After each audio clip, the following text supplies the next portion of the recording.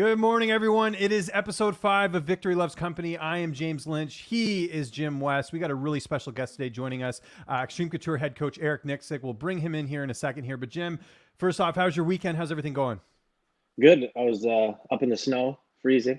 No, it was great. Took my daughter up to Aspen's cabin, stayed up there for a couple days, and kind of just relaxed, those snowballs. Tried to make some igloos, failed. It was a good weekend. Calm before the storm, right? You got Marion fighting this weekend, and I'm sure you got a lot of other stuff. It's going to be a busy couple weekends coming up for you, I'm sure. Yes, Marion, and then Anthony Hernandez, then Jamal Emmers, Max Griffin. Yeah, so a lot coming up in the next couple of months. So is that needed before going into a big, sort of week stretch like this where you need that time with your family? Because I'm sure it's going to be very busy, and I'm sure your daughter understands that, and everything else. Yeah, it just kind of worked out. Aspen was getting bombed with a bunch of snow up in the Sierras, and I was like, you know what, I'm just gonna leave work early a little bit on Friday and go pick up my daughter, and then head up, and and it kind of worked out well because like you just said, I'm gonna be gone for the next couple of weeks, off and on. So it's kind of nice to be able to get away and take her somewhere that we've been trying to get to, just hadn't had the time to do it. So yeah, worked out real well. That's great. I did a little bit of golfing this weekend. I went golfing on Friday. I played really good starting off, and then I kind of tapered off. Didn't play so well, but new clubs, so I'm getting used to it. But I did go to the driving range on Sunday. You can't blame the clubs, James. I can, because it's the first time I'm using them, Jim. I want to contest this, okay? I'm much better than what I showed on Friday, but you've been in the links a lot.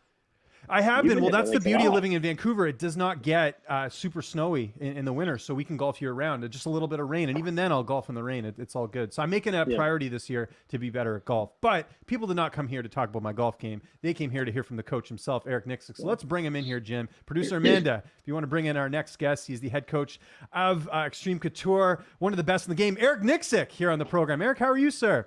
Doing well, man. How are you guys doing? We're doing awesome. I speak for Jim as well because he just said that he was awesome. Enjoying my coffee.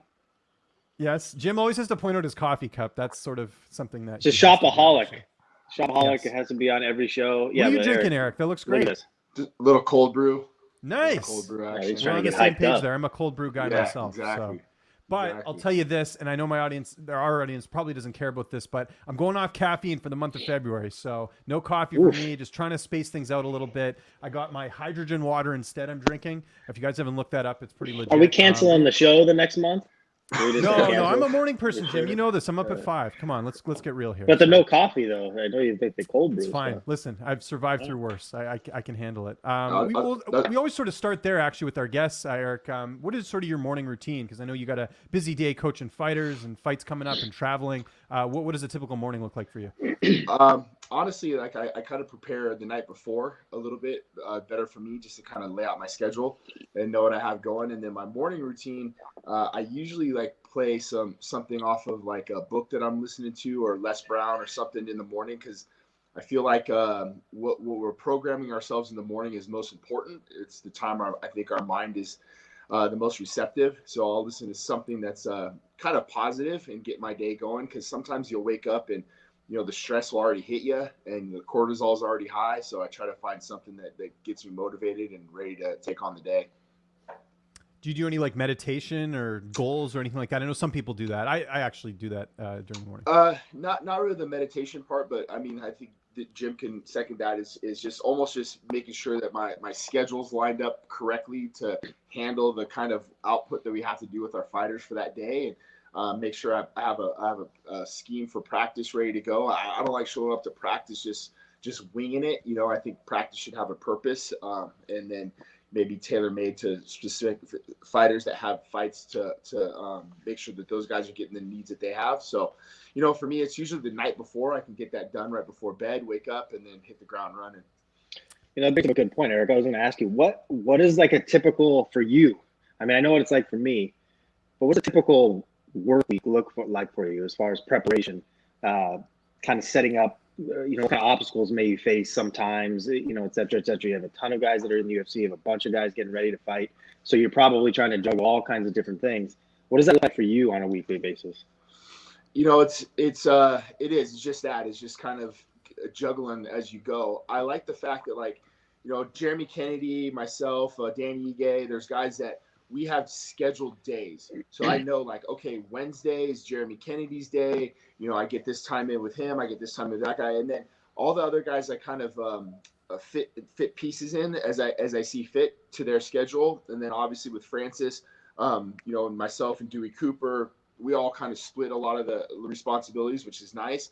So if I know where a guy's at during the day and I know what time he needs, it makes my day a lot easier, and I know what to expect from them. And then there's the gym manager role. So I'm kind of doing my gym manager duties throughout the day in spot pieces when I have time in between, and then, you know, get home and then be a dad. So it is kind of crazy. I like the chaos. I like to kind of you know, get hit with stuff at weird angles. At the same time, I like having a little bit of where I know what's going on too. So there's a little bit of similarity there as well.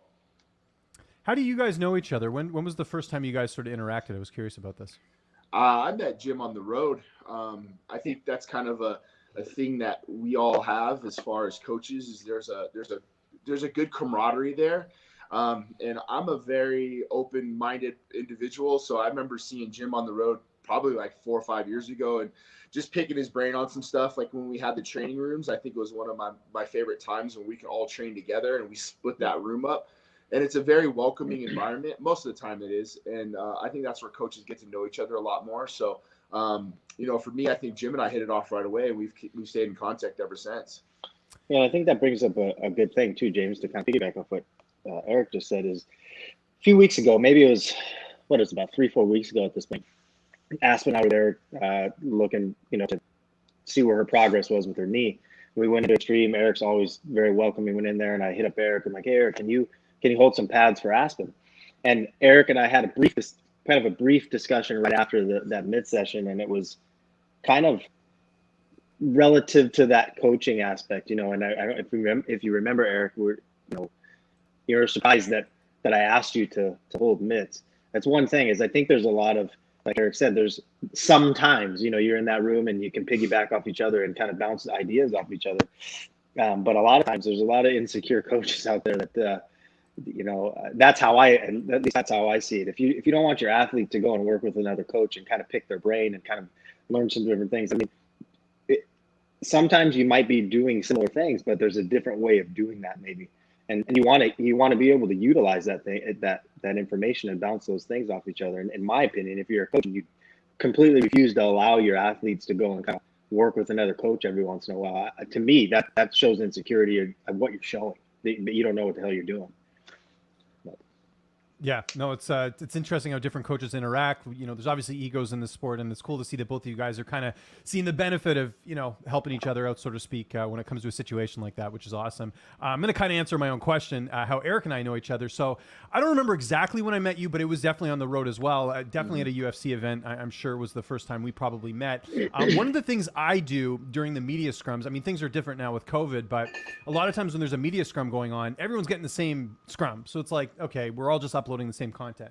What I like to do is I'll grab someone, you know, on the side from one of the winning fighters. I'll grab and get a quick interview. I definitely remember doing that with you at some point. I don't remember which card it was, Eric, but that's like always great for me because it's just extra content people can get to see. And I just think that, I don't know, my perspective is I hate doing media scrums. I mean, we have to do them. It's fine. It's just that we're all uploading the same content. It's like you want to separate yourself from other people. So that's where I'll grab someone else and get sort of, and Eric, I maybe been like a 2-minute interview or something, but I definitely remember doing something like that in terms of there. And then I obviously came to the gym a couple times. We have a mutual friend, Rodney Edgar, who I know trains with you guys a little bit. He's actually off doing some military stuff right now, but we came in 2019, I remember. And you were super accommodating. I'll never forget that when we came in and did some interviews. I talked to Misha Serkinov, who I know quite well. I know Jeremy obviously well as too, Kennedy, because Kennedy actually, his house is like 40 minutes away from where I live here in BC. So Jeremy and I have known each other for a while. And yeah, so there you go. That's kind of how we know each other. But it's a small world, wouldn't you guys say, like in terms of all the coaches sort of know each other, right? The MMA world's real tiny. Yeah, and to me, man, like Jim and I were talking about, just like it's important to take care of one another, man. Like we're a small group, a small community, and it's kind of got to set the ego aside, just like Jim was saying. But at the end of the day, man, like we got to take care of one another. When he's in town, he knows he can come to my gym and be able to do whatever he needs to do and bring his fighters in, and he's always going to have an open door. I think that's important. How was it? Let me ask you this. This isn't on our list of topics, but I was curious about this. How was it when you had Danny Gay fighting Cater? Because I know you're good friends with Tyson Chartier. You guys do the picks on ESPN every now and then. Yeah. How was that experience? Just having someone that you're friends with, but obviously you have a fighter that wants to defeat Calvin Cater, right? In this case, how was that whole experience for you? I kind of just piggybacked off of their emotions. Like for me, I'm not fighting Tyson, and Tyson's not fighting me, and so we can be cordial. But when we got to the airport, I went over there right away just to test the waters, and they were both like very cold and standoffish. So I go, all right, fuckers, this is how we're playing the shit. So I just, me, bro, I was giving them shit the whole time. I didn't really care, but that's how they wanted to take it, and I had no problem with that. And then all fight week they didn't say one word to me or make really eye contact. It was fight week for them, so I understand that angle. And once the fight was over, Calvin didn't even go over to hug Tyson. He came over to hug me to tell me I'm sorry, that was a dick. So, hey, it is what it is. That's the fight game, and that's what I come to expect. But I can set that aside, and we can reconvene once the fight's over, or we can be cool and cordial throughout fight week too. I mean, I'm raised by coaches, so we played football against our best friends. I played against my godfather like twice a year, so it is what it is. Yeah, it's interesting. Jim, have you ever had a situation like that where like, you're a coach, like maybe someone over at Alpha Male, any of your fighters, I don't know, have fought any of them? Has there been a situation like that before for you? No, but there has. Eric and I were actually matched. So Puna and Anthony Hernandez were matched at one point. Right. And yeah, I didn't even, the crappy part about it is it came to me late. Like the information came to me late. And I'm like, really, man? Like, because Anthony and Puna are like really close. They're tight. They like each other. They trained a lot together. Obviously, I know Eric, and I'm like, fuck. And management had already accepted it, and I was like, fuck, all right, here we go. So yeah, I mean, it does happen. Like Eric said, I mean, you kind of just have to navigate those waters a little bit, and kind of check the temperature.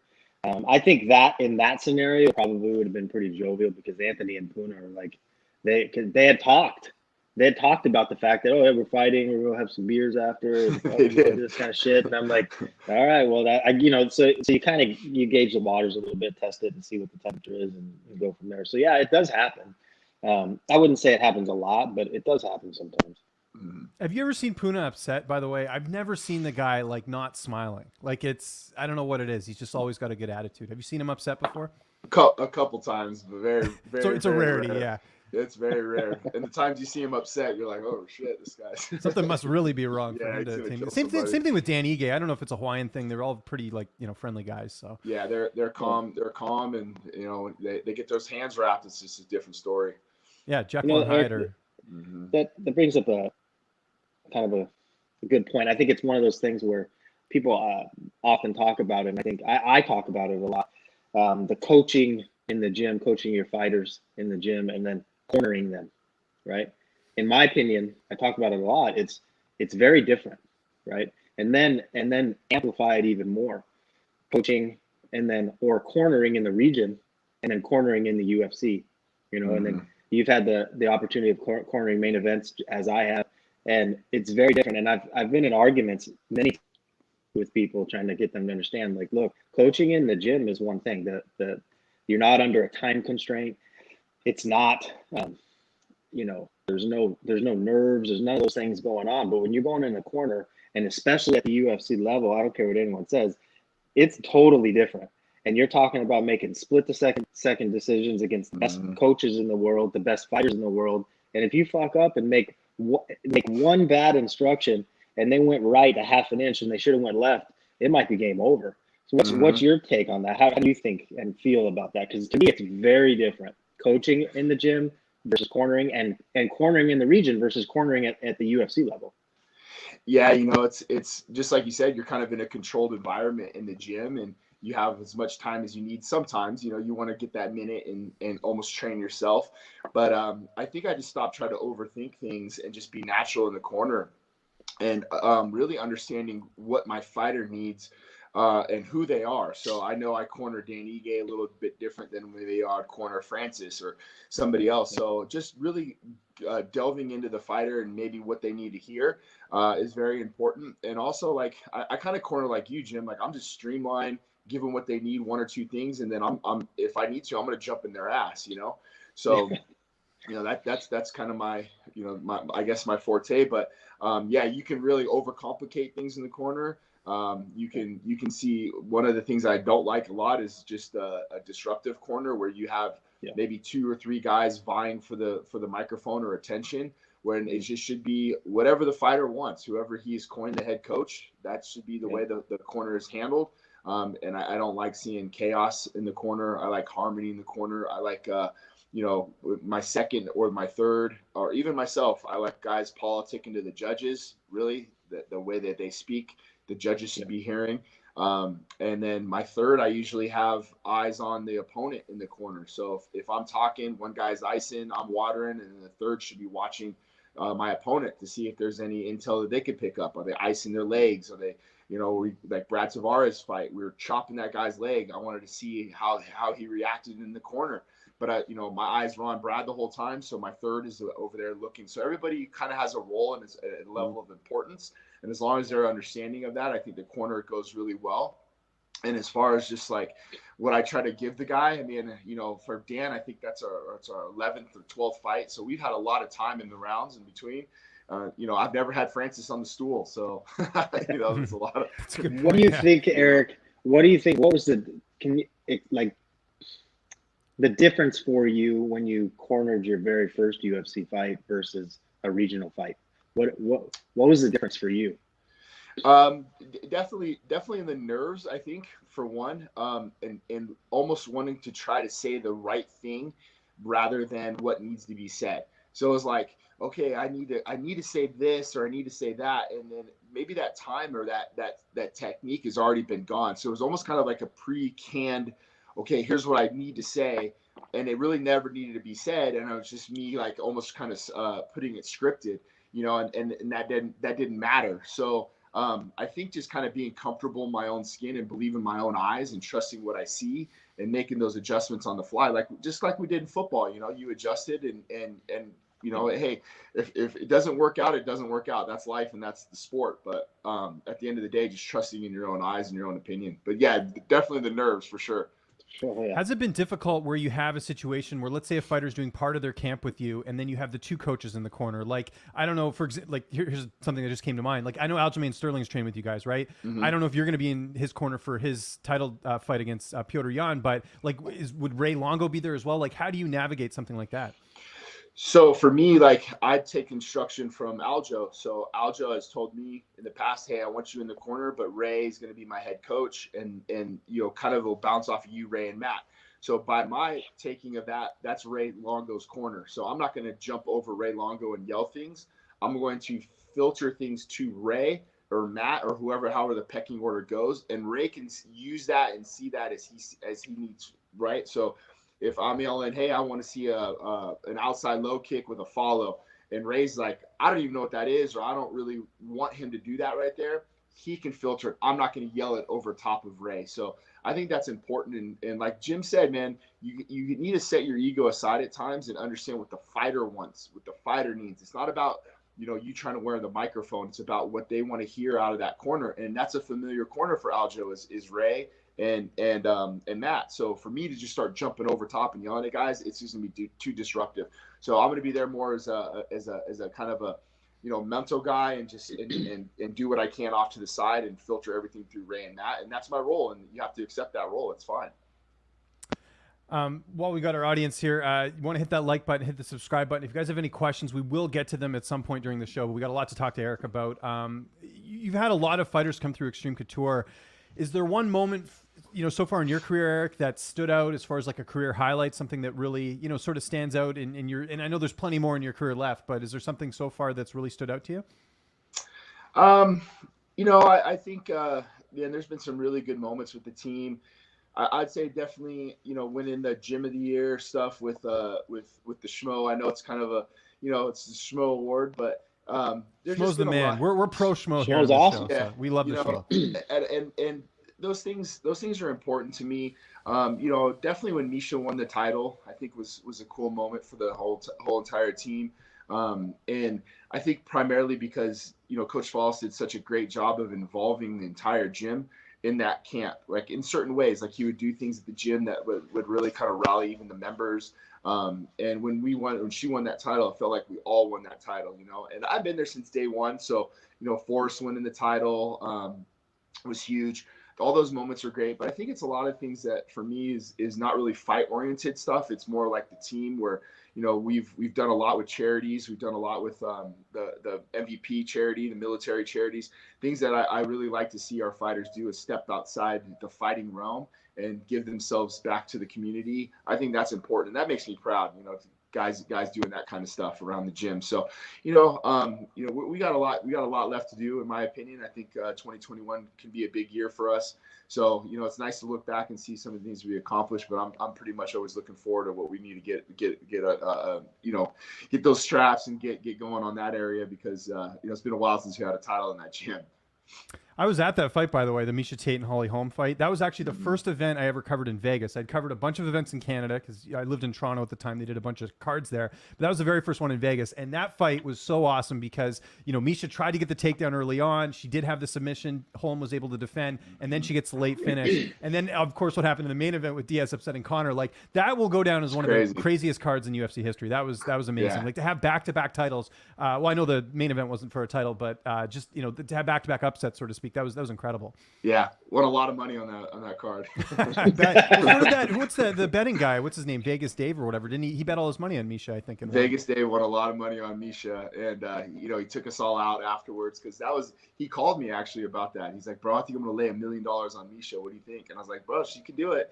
You know, and we talked a little bit about it, and he did. And I actually saved him a lot of money too, because he wanted to bet $1 million on Miesha when she was fighting Raquel Pennington. I'm like, no, don't do it. She wants to retire. Oh, there you go. Yeah. So he owes me some money.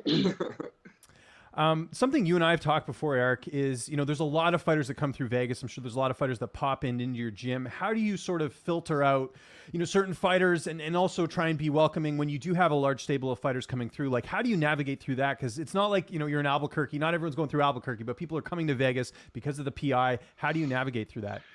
You know, I think we do a pretty good job with it. Very rarely do we have like guys that are just, you know, assholes, you know, that come in. But I think the main thing is setting a standard right away, making sure people understand. Like if you have a house guest and they show up and you tell them, hey, the rules of the house are take off your shoes, you know, X, Y, and Z, and they understand right from the jump and they can adhere to those rules, then I think that they're going to fit in just fine. Especially, you know, if they're staying there for a month or two, or maybe it's just for the day. But you know, setting the standard, making the standard known, and telling guys like, hey, if you're here, this is the way we train, this is what we do. I'm happy to have you in, but we ask that you adhere to that standard for that day and fit in with the rest of the team. And really, I mean, mostly I'd say 99% of the guys and girls that come in have no problem doing that. Very rarely do you get one or two that come in, they're just kind of a pain in the ass, or their ego's a little too big. And then you just send Francis after them and then everything's fine. So that's your partner over there. Actually, one name I wanted to bring up, and Eric, you don't have to say anything because I don't want to get you in any trouble, but Jim, you can talk to this. So when Max Griffin fought Imadev, the Russian guy, Max told me a story about how I think they trained together and he was like kind of like being a bit of a bully. And then of course the lead up to the fight, Griffin also told me that, and I don't know if you were there for that, Jim, where his team like tried to mean mug Max like while they were eating in the cafeteria or something. Like, do you remember, like obviously you remember that, Jim, but what exactly happened there? Because I remember Max telling me that before an interview one time. Oh, did we lose Jim? Oh no. Yeah, it was me. No, I'm here. It was me, Max. It was his girlfriend at the time. Now his fiance, well, wife soon. His son, and we were just sitting having breakfast, and all of a sudden, Imadov came around kind of the corner with like 4 of his teammates or friends or whatever, and like bumped up to Max like as he was just sitting there eating with his son, and then a bunch of nonsense kind of happened right after that. And what's funny is Francis was sitting there, and Francis is the one that grabbed him and kind of threw him to the side. Yeah, but it was kind of all week. Him and a couple of the guys that he was with, just constantly doing something in the hotel lobby or throwing a water bottle at Max or whatever. I mean, it was like the whole time. So yeah, but I mean, that's kind of what happened in a nutshell. Yeah. Have you ever experienced anything like that? Sorry to cut you off, Eric. the guy was a complete asshole. And really, I kicked the guy out of our gym, I think 2 or 3 times. And really, it was only because of Ali and begging me to let him train because he needed to train. And then the first instance that happened with Max was the first time I actually kicked him out. I told him that I didn't need that shit in my gym. And then it was about a year and a half or maybe 2 years in between. And then Ali had asked me to have him come back again for this Pajeda fight. And he was on his best behavior. We didn't have any problems with him up until like one little blow up in the gym, and I lost my shit. And I ran over there and grabbed him by his fucking throat, told him to get out of my gym. And I never wanted him back, and that was about 2.5, 3 weeks before his fight. And I work a lot with his teammates and guys from Dagestan, and it's kind of a tough position that those guys are in, because as a coach, I'm a father figure to them, and then he's a countryman. So when I grabbed this kid by his neck and told, try to fight the guy in our gym right at practice, it kind of made those guys decide, like, well, this is my coach, but this is my countryman, and you can see the dilemma on their eyes. And then they could also see, Jorgen De Castro, Francis Ngannou, and the rest of the guys that were there going like, hey, this guy needs to go because we're gonna have a problem. And that was it, man. We kicked him out of the gym, and never had to deal with that guy since. You saw his performance in the cage. I think secretly we're all pretty happy to see him get his ass kicked, and then he got cut by the UFC. So, he's one of those guys, man. He's a cancer. You can't have that kind of the people in the gym. I was embarrassed, as for Max, because for me, like when you send a guy out like Max to my gym, it's kind of my job to take care of him. Now, nothing happened in my gym, but those dudes trained together in my gym, and then that carried over into the PI. So the way I looked at it is that's an extension of our gym. So I didn't want him in there, and I prefer having Max in my gym when he's in town, and that guy can go. So yeah, just you get people like that every once in a while. I don't know what that guy's problem was, man. He had a screw loose, and he felt the need to try to fight guys outside of the realm in the gym, and he would get his ass kicked in the gym. Like the first week we had him, Kevin Lee head kicked him and knocked him out cold. Because him and Kevin had some problem about the Khabib situation. So, anytime he wanted to fight, it was always like in a parking lot or something stupid where, bro, we can block it up right in the cage right now, and we'll do work in there instead. So, yeah, he was a problem. That's crazy. I do remember hearing that story from Max. Kind of on that note, I mean, we talked about fighters. What about dealing with other coaches? I know I talked about sort of the corner situation, but what about ego coaches? Whether, you have guys training there and they want to sort of take over. How do you deal with that? Yeah, you just shut it down. I'm very open doors. I know a lot of guys share coaches or guys that come in from other teams. I consider Dewey a part of our team. I don't think of him, but he owns his own gym and he's outside of that. But Dewey's family, Coach Giff, Coach Casey over at 10 Planet, there's guys that run their own programs. They run their own gyms, but they all fit into what we do at our team. And they don't really come in there trying to step on toes or anything like that. So I think for the most part, all the coaches within the community, we all get along really well, and even like, John Wood and I, we get along really well. Like I've known John since high school. We're good friends. We just happen to have competing gyms, and I think that's important actually in Vegas to have a gym like Syndicate, because they take some of the things that we can't do, or maybe the people that we don't want, and vice versa. And there's enough cake to go around and for us to be both successful. So I think inherently we look to be competitors, but I think John's a great coach, and I think he has a lot of good things to offer in the MMA game. And at Extreme Couture, we wish those guys nothing but the best. And Jim, you have a similar sort of relationship with Team Alpha Male, right? With MMA Gold. Yeah, we're actually business partners. So Uriah and Dave are the one that manages all the athletes at Alpha Male and MMA Gold. So yeah, it's in the past. Now it was very different. I would say about 5, 6, 7 years ago, it was very, very competitive. Most of the shows in the region in Northern California always would want to pit Alpha Male and MMA Gold together, because that was the big fights, etc. But we've been business partners now for over a year, so we don't really run into that per se. But to piggyback up what you asked, James, and like for example, when I know Eric. When I go into Xtreme Couture and my athletes are going in there, I usually go sit on the fucking bench, right? Because I'm bringing them in there for a purpose. I'm bringing them in there because I want them to get a different look and maybe a different eyeball on them. So the last thing I want to do is go, hey, Eric, do this, do that, do this. Now I might go, hey, Eric, when you're holding pads, this is what we have been doing. Mm-hmm. And then he can kind of add his own flair to it. The last thing you want to do as any coach is to come in and try to take over what is going on. That's not the purpose of cross training, right? The purpose of cross training is to allow them to go. If you're going to be there, then go sit your ass in the corner and let the system that's in place take over. And that's the whole idea behind the cross training part. And now, granted, if you don't trust it, then you shouldn't be there anyway, right? Yeah. So, but if you're going there, you obviously have that trust and you have that, and you know they have the ability to go and do what they're going to do. Then let them do it. Don't come in there, walk on the mat, and kind of start doing all kinds of things. No, just go sit in the corner. Let the coaches that you brought them there to go and work with, or the other athletes, and let them do their thing.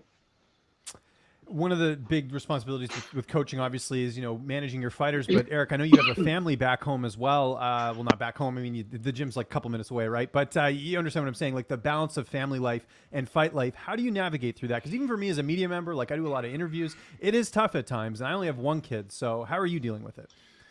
It is. It's very difficult. I think you kind of have to listen and keep your pulse on what's going on at home. I can kind of tell through my wife when she's getting pretty frustrated with the girls if they're not getting their stuff done. So there's areas where I just know, like I try to look at like every facet of your life as a bucket, and each bucket needing certain amounts of drops of water, and so, well, I'm investing a lot of water in this Francis Ngannou camp. So I know this one over here is getting neglected pretty good. So it's time to kind of hit the reset button and put some time in back with the family, or go on a little trip or go to dinner, just making sure that you're getting that time in as well. Because I think that's the main thing that I've noticed is where the resentment comes in from my wife and the family is not the reinvestment back in. Like I spent 2.5 weeks in Fight Island, so they expect now their time to be kind of reinvested with them. So it is, man, it's a balance. And really for me, I think just like anything, it's communication.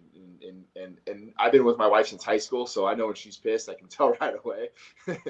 So making sure that she's happy, and I think everything else falls in line. Yeah, it's certainly a balancing act for sure. That's cool that you've sort of figured out a way to get through that. I'll kind of put you on the spot here. Who's someone at Xtreme Couture that we haven't heard about yet that you think is going to really make some waves? Someone that's maybe like an amateur or pro that we haven't seen much of that you think could make an impact? Ryder Newman.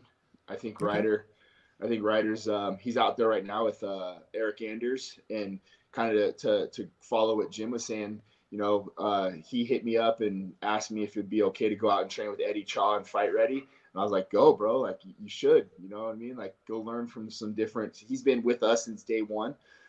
He was a kid that I kind of took under my wing. He went to the same high school as me, kind of had the same backstory as me, where he lost a scholarship and got in some trouble. And, there was kind of at a crossroads in his life. So when I met him, I really saw me 15 years ago. So I really liked the kid a lot, and I took him under my wing. So he's been under our system for a really long time, and he's getting there, man. He's hopefully gonna try out. He tried out for the Ultimate Fighter, hoping that he gets on. He's a good 85er. He could probably fight at 170 when he gets to the big show, but he works his ass off. He's a super talented kid. And then I'd say the other guy would be Montel Williams Jr. Actually, Montel Williams' son. So he's been a homegrown kid at Xtreme Couture. He started training with us. He was about 16, 17 years old. He's one of the coaches at the gym. He's undefeated, very fluid in all aspects of the sport. And really for him, it's just cage time. He just needs to get his ass in there and fight. But for the most part, I think those two right there are guys, man, keep an eye on, because those guys are already giving our main guys fits in the gym. Pros really bad, really big troubles in the gym, and I think their careers super bright. One name I'll throw that I think people do know, but I wanted to mention him as well because I've interviewed him, I think, since his first pro fight. Keith Lee. I just love the progression he's made, and I know obviously things have changed for him with him being a dad now, but what's it been like to watch him grow and also just not fall in that shadow of his brother, right? Like Keith sort of carved his own path. He's in Bellator. He's doing a lot of great things. Man, I love that kid so much. He's like a little brother to me, and obviously me and Kevin are very close, but I have a special place in my heart for Keith. And, he's been through a lot in his life, especially, he was losing these split decision losses, arguably fights that he would have won. And I remember sitting down with him and it being kind of a crossroads for him. And I think he was going to hang it up, or maybe thought about hanging it up. We got him lined up with Brian Butler and good management. We were able to kind of handpick some better fights for him. I wouldn't say handpick, but we just needed to pick better fights for him that he can go out and win, because, I see what he's able to do in the room, and the confidence that he's leaving behind when he gets in the cage. And it's like, man, like if we can just get this kid that I can see in the room fighting like that, and Coach Dewey's done an incredible job with him. Kevin's done an incredible job with him as well. But he's a kid that, man, like when you say his name, I just light up because I'm so happy for him. And I was like the first guy he called when he got his Bellator contract, and he found out he was pregnant the same day.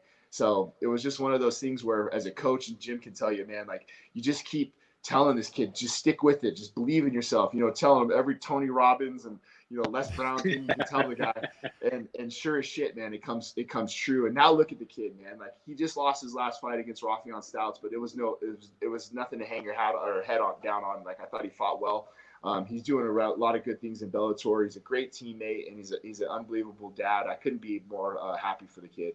Yeah, and for context, Rafion Stotts is one of the best bantamweights out there. He should have been signed to the UFC a long time ago. Had basically a tough fight on the regional scene. He had to fight Merab Dvalishvili, who last time I checked has been doing quite well in the UFC. So he had that one setback. Now he's in Bellator, and kudos to Bellator as well. That bantamweight division is more exciting than ever. Speaking of fighters, James, Yes. Eric, what do you guys think about the whole Casey Kenny and Megan Anderson saga? I haven't really followed it too much. I saw like one snippet of it, and I see. I'll give you the Coles notes. I'll give you the Coles notes of what happened, because I saw it. So here's what happened. I'm not going to go word for word for what Casey said. You got to go word for word. You got to go word for word. Well, no.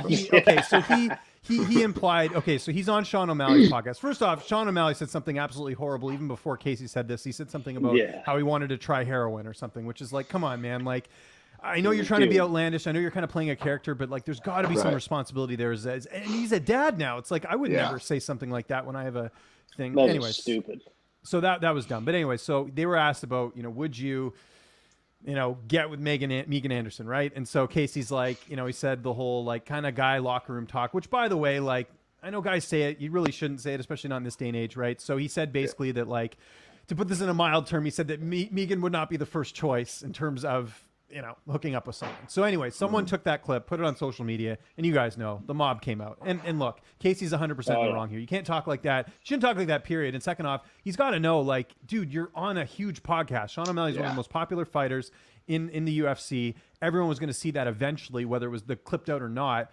Megan was rightfully upset, and I get it. I mean, it sucks hearing from someone that you're not, that basically, he's saying that she's not as attractive as some of the other fighters. That's kind of what he was getting at. Look, right. So he handled the situation bad. And then the other mistake I think he made was apologizing on Twitter, which you'll never win that argument ever. No. He could have written an even better apology than he did. The internet always wins. Yeah. The internet wins all the time. Yeah, no, and so that's basically what happened, and it's unfortunate, and I think the way to handle it, from my perspective, again, just a guy behind a camera here, I think Casey should have apologized to her, behind the doors, taken care of it, and then just moved on, and I don't think the UFC needs to be involved. Look, you shouldn't be saying stuff like that. If you want to fine him, whatever, but this idea of cutting him because of that, come on, people, let's get realistic here. Yeah, and knowing Coach Crouch, I'm sure John was probably more the maddest out of everybody, because I think as coaches, I know Jim probably does this as well, is that you can't just coach him in the cage. You got to speak to him about everything and all these repercussions about life. I've had fighters that didn't understand why they weren't getting in the UFC, and I'd go back and look at their Facebook posts and see what they're writing and see what they're saying. And I go back and I look and I'll tell them and I'll show them all of it. And I'll be like, look, do you think this is something the UFC is going to want to invest in? A multi-billion-dollar company that they're going to invest in you, knowing that you're out at 4 a.m. posting about you drinking and partying, or some of these racial slurs that you're saying, or something that you shouldn't be saying at all. You have to know that, man, like you guys said, it's going to get out there some way, somehow. People are going to see it, and they're going to chew your ass up for it. So you got to be careful of what you say, especially this climate. Yeah, Jim. I mean, you're known for posting some interesting stuff on Facebook and stuff. But what was your take on this whole thing? Because yeah, I mean, it's just a bummer more than anything. Because Casey's a really good guy. I mean, I've been interviewing him dating back to when he fought in LFA. Like, I'm sure he'll never say something like that again, especially not in public. But what was your take on the situation? Yeah, I mean, like Eric, I too, played sports for a long time, played professional sports, and there's that kind of that code of conduct, you know what I mean, that you kind of have to adhere to, and you know what I mean, when they ask a question that is somewhat loaded, you know what I mean, and in that context, they were kind of bantering and kind of doing the thing. But I mean, that should have been a red flag immediately for Casey to have been like, I'm going to deflect that to, something else. But yeah, it wasn't good. I mean, because what he said specifically, it wasn't like he just said, that wouldn't be my first choice. People wouldn't have really glammed onto that. Right. But how he broke it down was like, ooh, man, you really went low. Like that, yeah. And that's not. And they're fighting the same card. Yeah, I know. That's the crap. That's going to be an awkward, visit whenever if they do see each other. Kind of shitty on Sean O'Malley to bring that up, though. No, of course. And Tim Welsh. I mean, they're all guilty in this whole situation. And then Tim, I don't know if you saw, replied to Megan and said, "Oh, Megan, you're, for what it's worth, I think you're great or whatever." But it's like the damage has been done. Like, handle behind closed doors. And I feel bad for Megan. She does get a lot of hate online. I think, it's my rule of Twitter is I just post my content and walk away. I've said this for years. There's a great movie in the 80s. I don't know if you guys will remember this, called War Games. And one of the great quotes from that movie is, "A strange game. The only winning move is to not play." And I always think about that with Twitter, where it's like, you're not going to win an argument on there. So just leave it off there. No.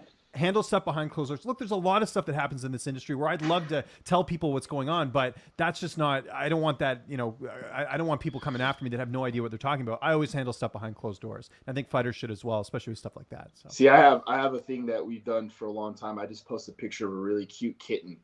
Right? Exactly. Yeah. That's it. A cute kitten, and leave it alone. And then they don't know how to handle it. They're just like,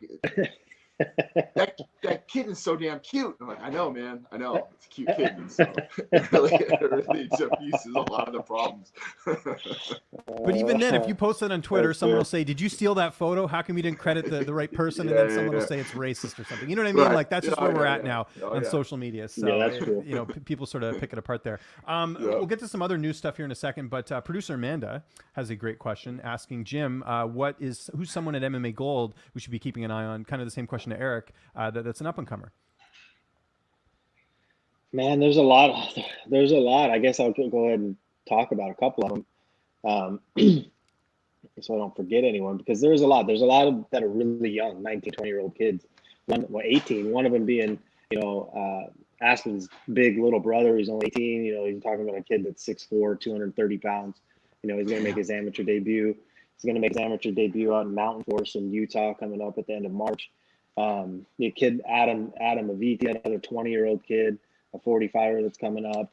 Joseph Lee, a 35er that's coming up. Jalon Reed, a 45er. I mean, Robert Vela. I mean, the list kind of keeps going on. And many of them are going to fight on that.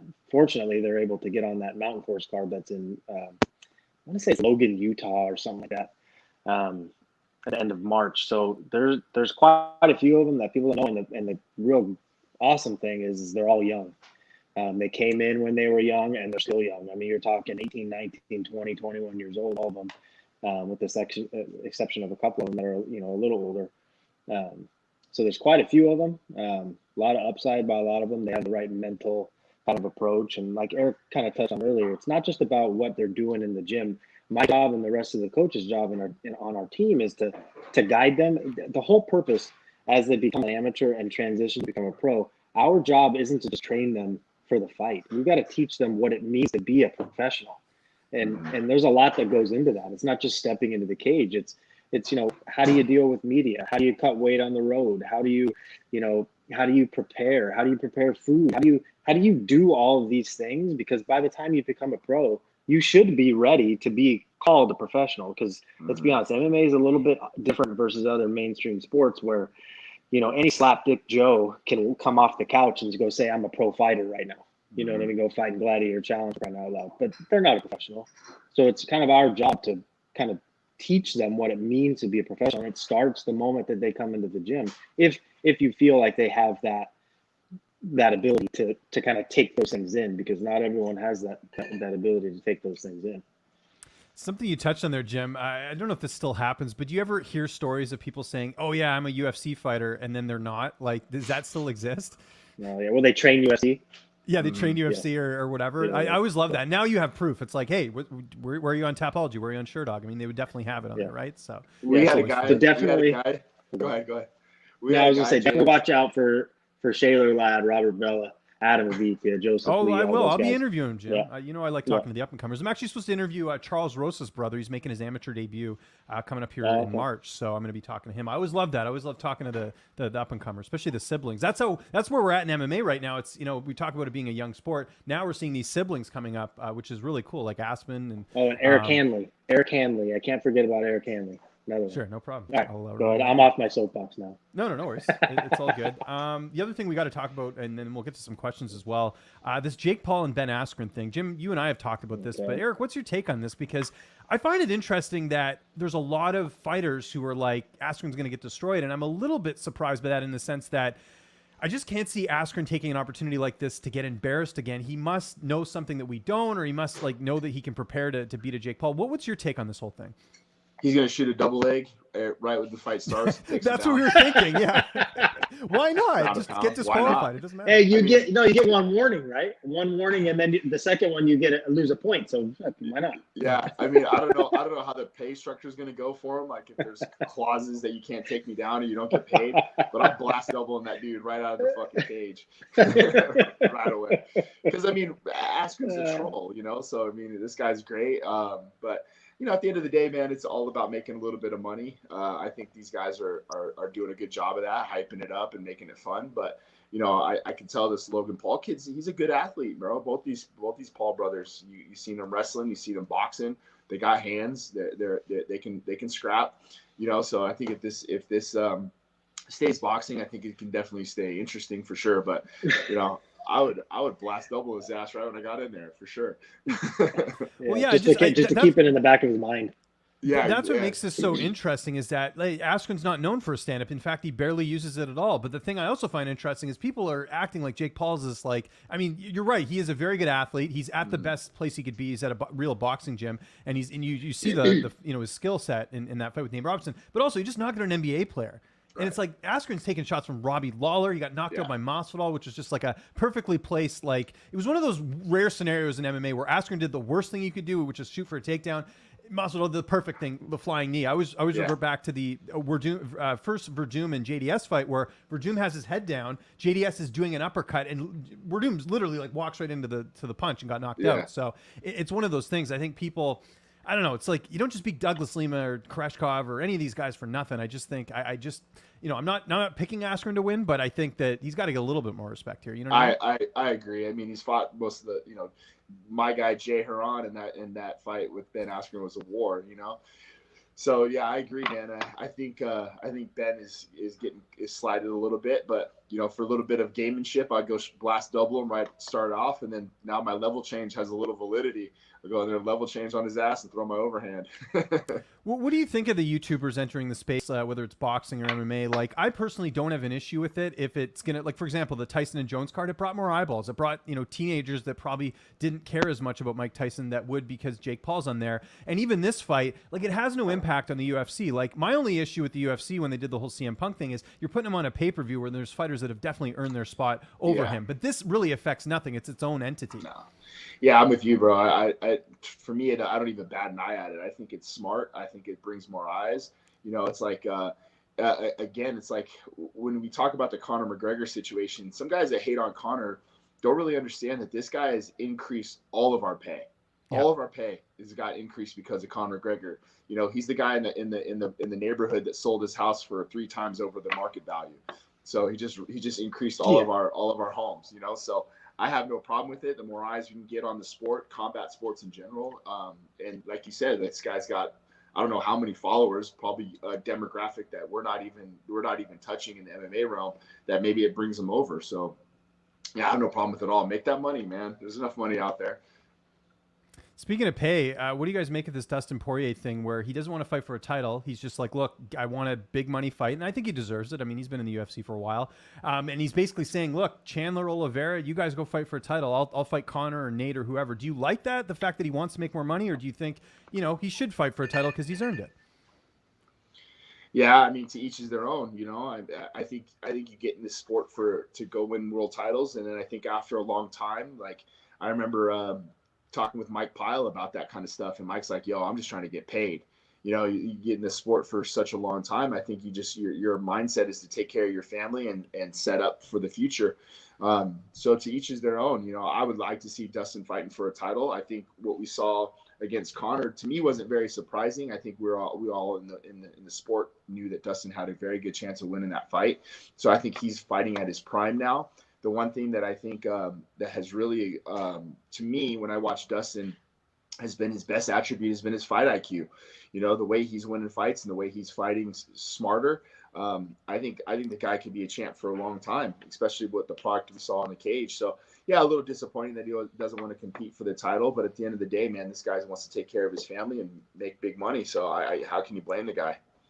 I think Oliveira is this dark horse in this division. I mean, he looks outstanding. I mean, you know, because he fought Kevin, obviously, and beat Kevin at his own game, essentially. You know, really good striking in that one. So that's, I think, the fan in me wants to see that, but I'll never be the guy to say don't get paid more as a fighter, right? Like, right. I'll never be that guy. So I get it from both sides, right? So that's interesting. Jim, did you have a take on that at all with Dustin wanting to maybe fight Conor or Nate instead?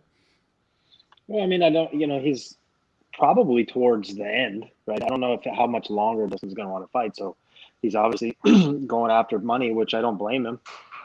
And I think he said something about Chandler, right? You were saying earlier, it's Chandler and Oliveira fighting. So sit back, watch, see what happens. But it now looks like Charles doesn't want to fight. He's like, no, I'm not fighting for anything other than the title. So I think there's a lot of uncertainty. Yeah, they got to figure it out. That's for sure.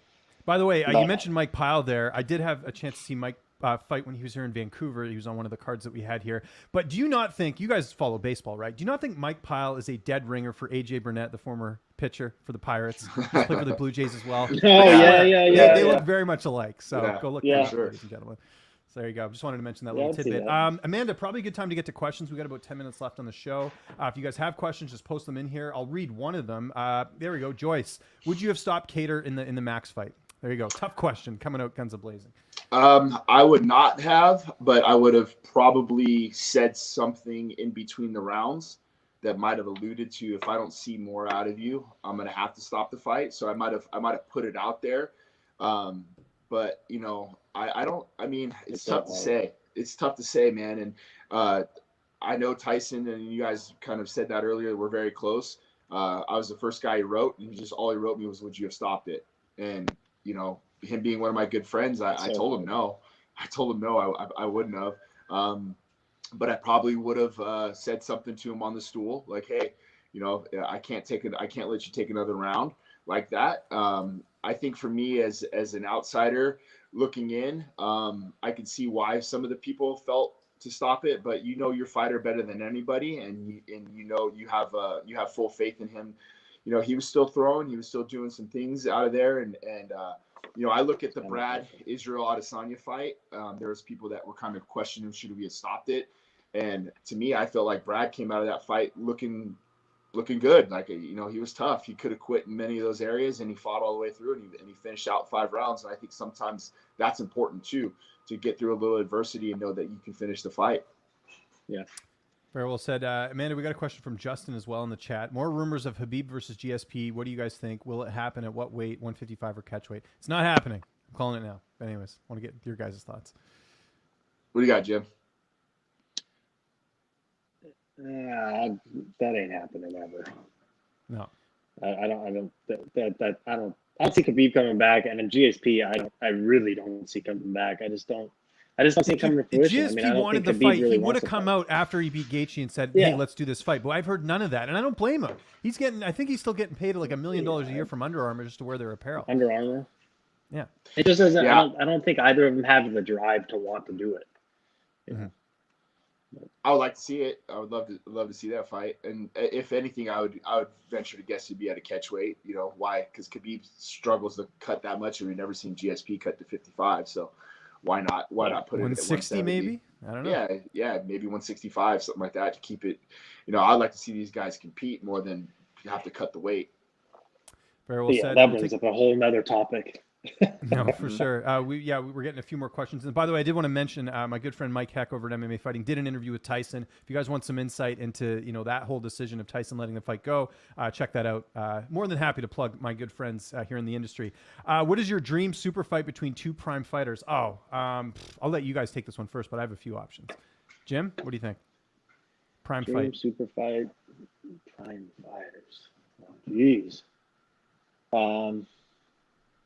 Well, the fight that I really wanted to see, which I was hoping was going to happen, was the Max Holloway fighting Conor McGregor again. That's the one I really wanted to see, assuming that everything played out. Because Max is still in his prime. I still think Conor's in his prime age-wise. I think he might be losing something else, but nonetheless, that's a fight that I've always wanted to see because of their first fight they had. It was at the very beginning of their careers in the UFC. That's the fight for me that I've been wanting to see for years, but he lost it now. I don't think it's going to come to fruition. But Eric, any come to mind? Yeah, I think you can go Israel, John Jones, or John Jones and Francis. I think John Jones is the GOAT. I don't think there's any argument to that. And I think the next two guys, in their prime to kind of challenge him, I think would be Israel and Francis. So whatever way you want to plug John Jones in there, but I think that dude is absolutely no argument to go. So I'd like to try to see some of these young guys go and figure out that puzzle. All great current examples. I'm going a little old school, guys. I mean, look, I'm an old school fan. How about Brock Lesnar, Fedor Emelianenko? I mean, imagine if that would have taken place. Just Fedor's fight IQ and Brock's obviously sheer size and power. How about John Jones and Anderson Silva in their prime? That's a fight I wish we would have gotten to see just because of their builds and how they both would have done. And this obviously before John's legal trouble and before Anderson had his issues as well with the leg break and all that. That's one as well. GSP and Anderson Silva would have been interesting back in the day in their prime with GSP's wrestling and Anderson's Muay Thai. There's so many. I still think like Cyborg and Ronda, like had they ever come to like a catch weight or something, that could have been interesting. Although seeing Ronda's stand up, I think we saw what happened against Nunes. But yeah, I don't know. There's a lot of fights that didn't end up happening. Dana White, I'll give him credit. He's done a very good job of making the fights that fans want, signing fighters, all that. The one that sucks, and it's not on his end because I know it was the management on their end, but it sucks we never got to see Fedor in the UFC. Maybe I'm a bit of a pride mark there, but I don't know. That was disappointing. Yeah, that was Randy's biggest issue with them towards the tail end when Randy just kind of wanted to hang it up because Randy wanted that fight. And, when you look at one of the best competitors to ever do it, then that's Randy Couture, man. He wanted to compete against the best in the world, and that was the fight he wanted. And that actually turned Randy into wanting to retire and walk away from the UFC because they wouldn't sign him. Yeah, no, I remember that. By the way, I have in this office, and one of these days I'll do an office tour here. I'm looking over here to my right. I have that Affliction poster with Randy and Fedor doing the stare down. It's signed. They only made 10 of those in the world, apparently. Yeah, I got one because.